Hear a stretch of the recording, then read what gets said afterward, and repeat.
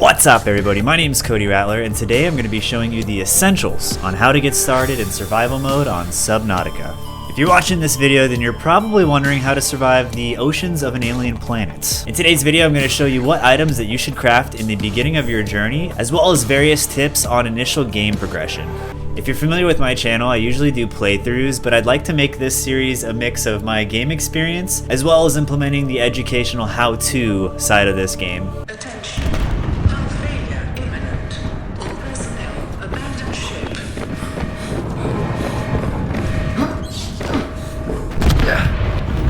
Launch in 3, 2, 1.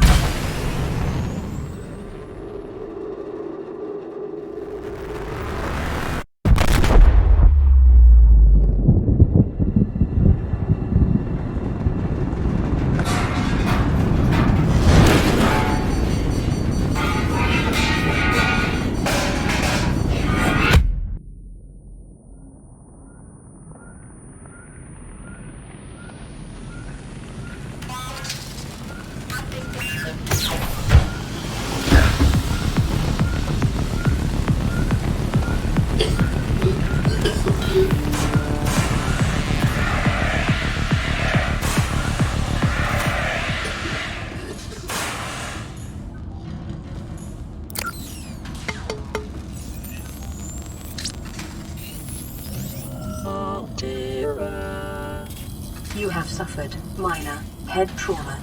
This is considered an optimal outcome. This PDA has now rebooted in emergency mode with one directive: to keep you alive on an alien world. Please refer to the databank for detailed survival advice. Good luck.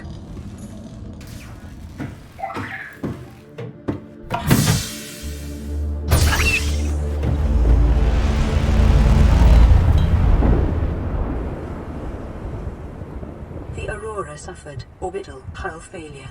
Cause unknown. 0 human life signs detected. So, you've crash landed on an alien planet that's almost entirely aquatic.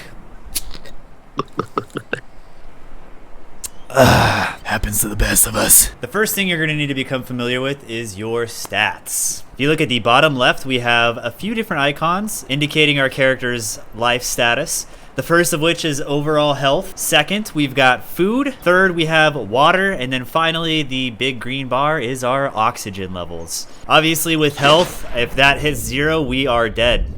When you die, you respawn at your nearest base. In this case, it's going to be the little life craft that we have. So we want to make sure to keep health above 0 at all times. Same thing with our food and water. Both of those are going to decrease at different rates. Let's start off by talking about how to take care of those. Arguably one of the most important stats, the oxygen.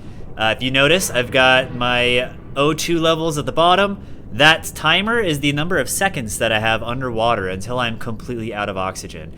Obviously, the way to fix that is to come up for air or enter a building that has oxygen. Next, we're going to talk about food. Pretty simple. We basically just want to go around and collecting various fish. I would recommend catching a couple different types of fish up front so that you can see what kind of health perks they give you. New creature discovered. All fish can be cooked for food. However, there is only one type of fish so far that I've seen that allows you to create water. That would be this purple bladder fish right here. And I'm going to show you guys how to craft both food and water. This game is heavily reliant on gathering materials and crafting items. So another thing you want to familiarize yourself with is the fabricator. This is essentially going to allow us to take any of the items that we have and craft other essential items. Starting off with the fish, let's go ahead and look at our sustenance category. We've got cooked food and water. I'm going to start off with the water to show you again. We've got the bladder fish. It's the only fish that will allow us to create water. I would recommend going out and gathering a handful of bladder fish. Make sure you're stocked up on water at all times.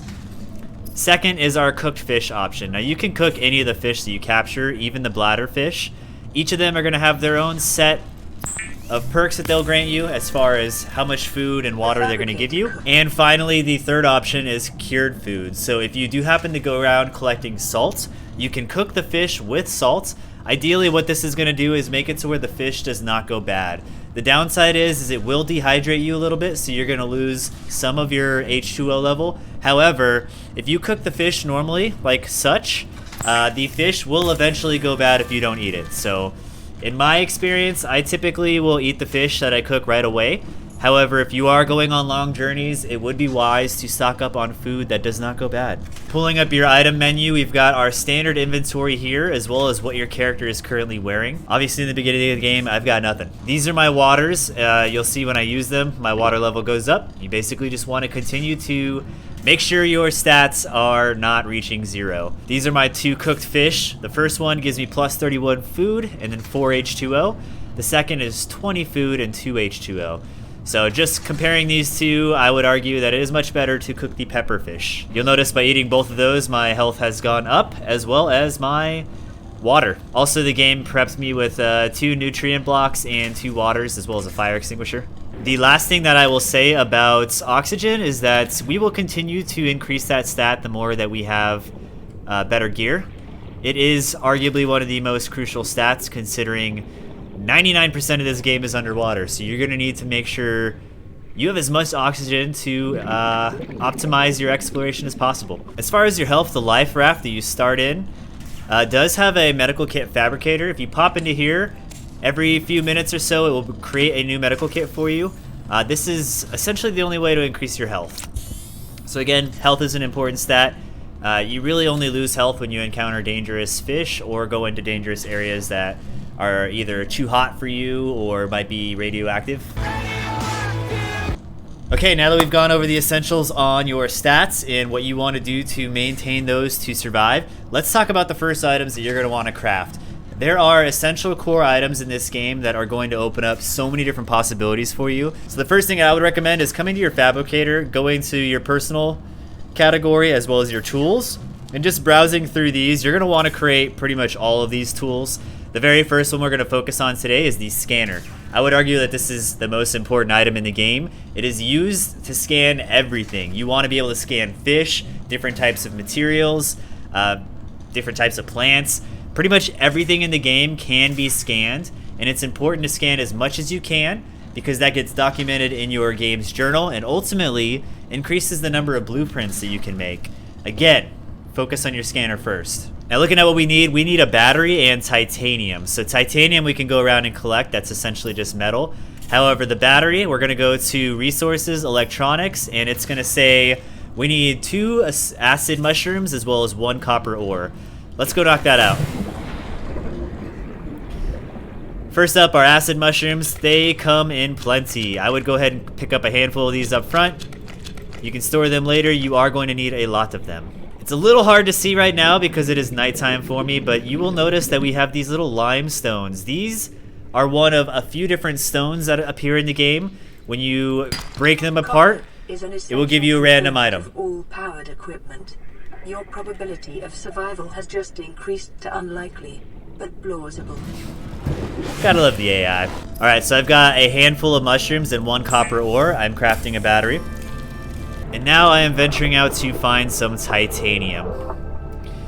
One thing I do quickly want to say is there is a day and night cycle. There is real no time to the game, so you're not under any kind of time limit like you would see in, say, Pikmin, for those of you guys that are fans of that game. There is no time limit on survival. Essentially, you just got to make sure your stats stay alive. Nighttime, I'm gonna just say it, it's a lot more terrifying. During daytime, you can see pretty far. At night, you're limited in what you can see. Alright, I collected a chunk of metal salvage while I was out on the ocean floor. One of these will grant you 4 titaniums. And just like that, we now have enough to make our scanner. The scanner can be used to synthesize blueprints from salvage technology and to record alien biological data. Alright, so with the scanner, like I said, you basically want to go around scanning everything. Not only does this document data, but it also increases the number of blueprints that you can acquire. When I say everything, I literally mean like all kinds of collectibles between these plants, fish, various rocks, coral. Essentially everything can be scanned. You'll notice there's all kinds of aquatic life, all of which of course are aliens, but the ocean is filled with all kinds of sea creatures. Alright, after getting the scanner tool, the next thing I would immediately suggest is updating your standard O2 tank. 3 titanium, it's going to increase the oxygen.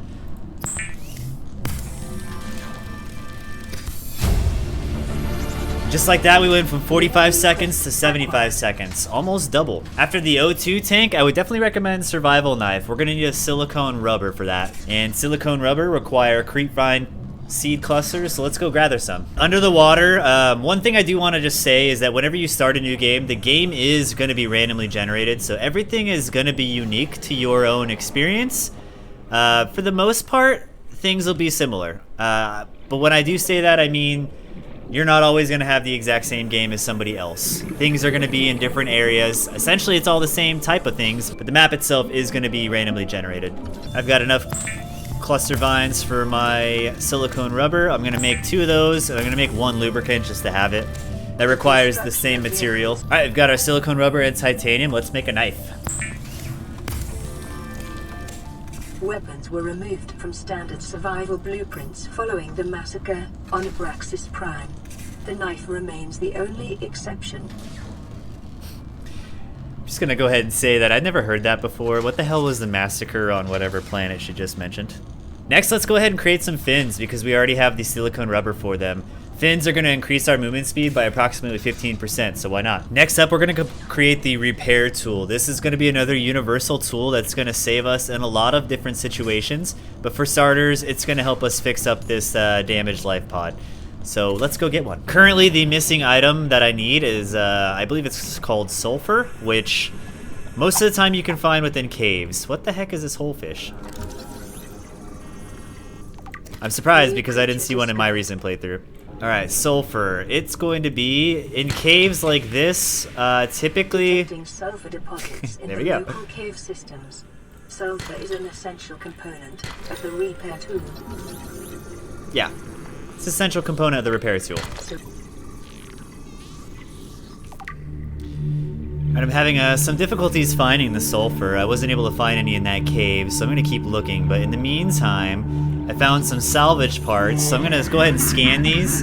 You'll notice in the top left, it's giving us progression. As I scan these, good example, we've got the Seaglider now.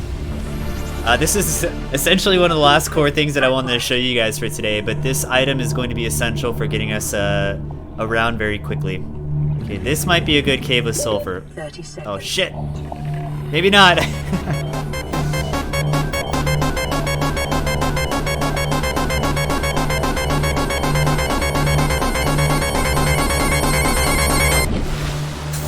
I find that I have to keep coming up for air because I'm so spoiled in my playthrough. I'm like 15 hours in and I have like 230 seconds of oxygen time. Cool thing is we've got this brain coral right here and it actually produces oxygen for us underwater. Oh, here we go, finally, Jesus. Alright, that fish that's now swimming at me is one of the initial fish that are going to attack you. It comes out of this little pocket. Inside that pocket is where you can pick up sulfur. Honestly, that took me like 15 minutes to find of just swimming around aimlessly. I could have made a whole video on just how to find sulfur at this point. Oh god, we got another one on our ass. Okay, we made it back to the fabricator. Let's go ahead and create our repair tool. Chugging along. Alright, repair tool. It's one of the few tools that does require batteries, so you'll notice at the bottom it currently has 100%. When that runs out, we do have to replace the battery, so that'll be something you need to keep an eye on. But let's go ahead and repair the ship, or the lifeboat rather. Lifepod secondary systems online. Running full environment diagnostic and outputting results to databank. Okay, we've repaired the radio, we've repaired the rest of the lifeboat.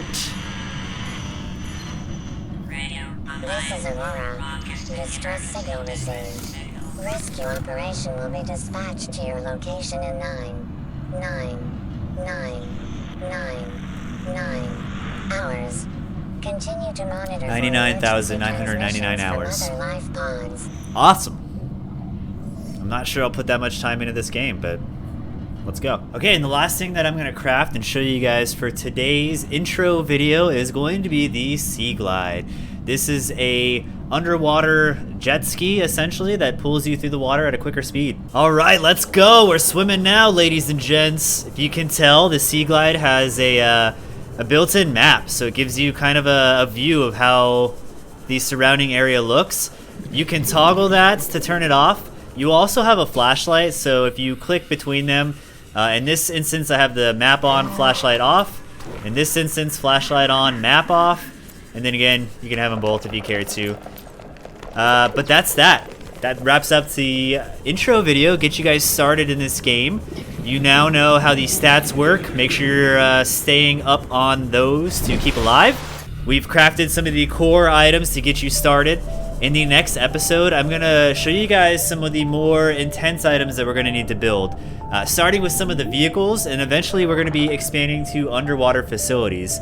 So much of this game relies on going out and exploring, scanning new parts so that you can make new things. But we've got plenty of things to do in upcoming videos. I hope you guys enjoyed. If you did, make sure to give the video a like. And if you're not already subscribed, please do so because I very much appreciate it. I hope you guys enjoyed the first video and I'll see you in the next one. Until then, my friends, adios.